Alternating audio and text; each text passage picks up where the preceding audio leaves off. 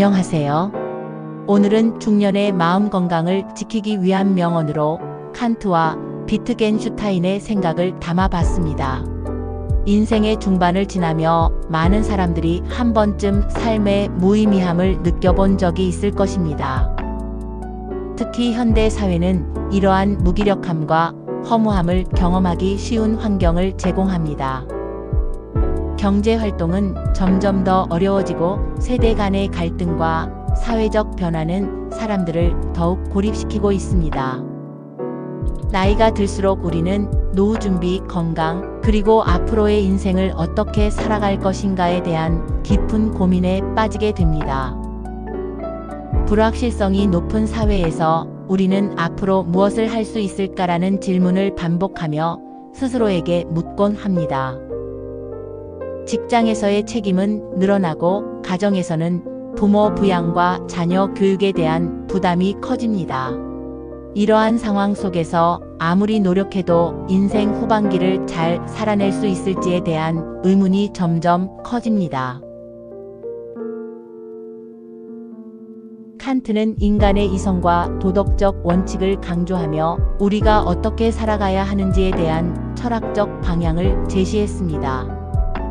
그는 인간이 단순히 생물학적 존재로 살아가는 것이 아니라 스스로 도덕적 원칙을 정립하고 그것을 실천할 때 진정한 의미를 찾을 수 있다고 말했습니다. 칸트의 대표적인 사상 중 하나인 정언 명령은 우리가 타인에게 해도 되는 일과 해서는 안 되는 일을 구분하는 기준을 제공합니다. 그는 인간이 자신의 행동이 보편적 법칙이 될 수 있을지 항상 고민해야 한다고 강조했습니다. 예를 들어 만약 모든 사람이 거짓말을 한다면 신뢰라는 개념 자체가 사라지므로 거짓말은 도덕적으로 옳지 않다는 것입니다. 이는 우리가 삶을 의미 있게 살기 위해 어떤 원칙을 세워야 하는지를 고민하게 만듭니다. 칸트는 또한 행복과 도덕성의 관계에 대해서도 깊이 있는 통찰을 제공했습니다. 그는 인간이 단순한 쾌락이나 표면적인 성공이 아니라 스스로 옳다고 믿는 도덕적 행동을 할 때 진정한 만족을 느낀다고 보았습니다. 삶의 의미는 겉으로 드러나는 조건이 아니라 우리가 어떻게 행동하느냐에 달려 있다는 것입니다. 그렇다면 우리는 삶의 의미를 찾기 위해 무엇을 해야 할까요?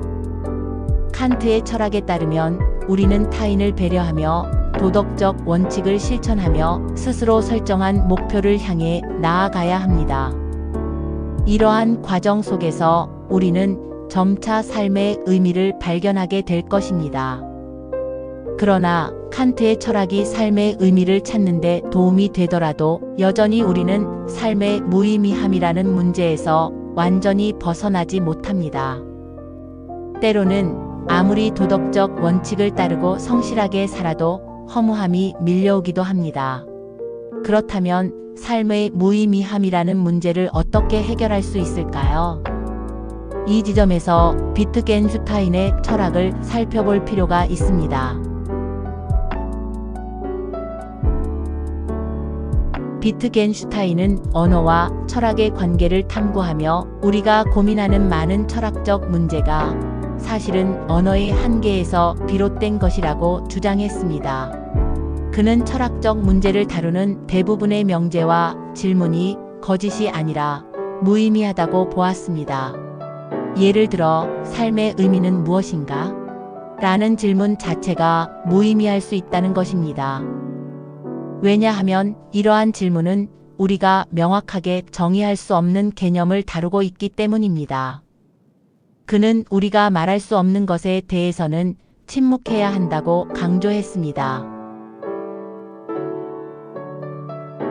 비트겐슈타인은 또한 언어게임이라는 개념을 통해 우리의 삶에서 의미가 어떻게 형성되는지를 설명했습니다. 언어게임이란 우리가 사용하는 언어가 특정한 맥락에서 의미를 갖는다는 개념입니다. 즉, 우리가 살아가는 환경과 경험 속에서 언어는 다른 의미를 가질 수 있습니다. 예를 들어 1980년대 한국에서 일이라는 개념은 생계를 유지하고 가족을 부양하는 것과 깊이 연결되어 있었습니다. 그러나 현대 사회에서 일은 더 이상 단순한 생계 수단이 아니라 자아실현과 균형 잡힌 삶을 위한 도구로 변화하고 있습니다. 이처럼 의미는 절대적인 것이 아니라 우리가 살아가는 맥락에 따라 달라지는 것입니다. 그렇다면 삶의 무의미함을 극복하기 위해 우리는 무엇을 해야 할까요? 비트겐슈타인의 철학에 따르면 삶의 의미는 우리가 살아가며 직접 경험하고 행동하는 과정에서 자연스럽게 형성됩니다. 무의미함에 대한 고민을 반복하는 대신 의미 있는 행동을 실천하는 것이 중요합니다. 우리는 삶이 무의미하게 느껴질 때 그것을 해결하기 위한 논리적인 답을 찾으려 하기보다 직접 행동하고 경험하며 의미를 발견해야 합니다. 예를 들어 우리가 봉사활동을 하거나 창의적인 작업을 하거나 가족과의 시간을 소중히 여기며 살아갈 때 그 과정 속에서 자연스럽게 삶의 의미를 느낄 수 있습니다. 결국 삶의 의미를 찾는 과정은 논리적인 정답을 구하는 것이 아니라 우리가 어떤 방식으로 삶을 살아가느냐에 달려 있습니다. 칸트는 도덕적 원칙을 세우고 실천하는 것이 중요하다고 보았으며 비트겐슈타인은 우리가 의미 있는 경험을 쌓아가는 과정에서 삶의 의미가 자연스럽게 형성된다고 보았습니다. 이 두 가지 철학적 접근을 조화롭게 받아들이는 것이 중년 이후의 삶을 더욱 풍요롭게 만드는 길일 것입니다. 삶이 무의미하고 무기력하게 느껴질 때 우리는 이 문제를 논리적으로 해결하려 하기보다 의미 있는 경험을 하나씩 쌓아가야 합니다.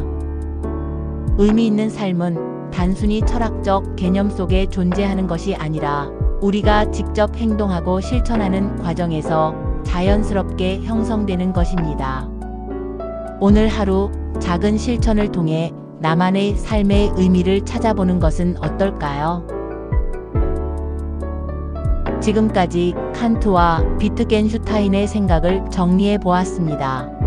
구독과 좋아요, 알림 설정 해주시면 영상 제작에 큰 힘이 됩니다. 오늘도 행복하고 즐거운 하루 되시기 바랍니다. 시청해 주셔서 감사합니다.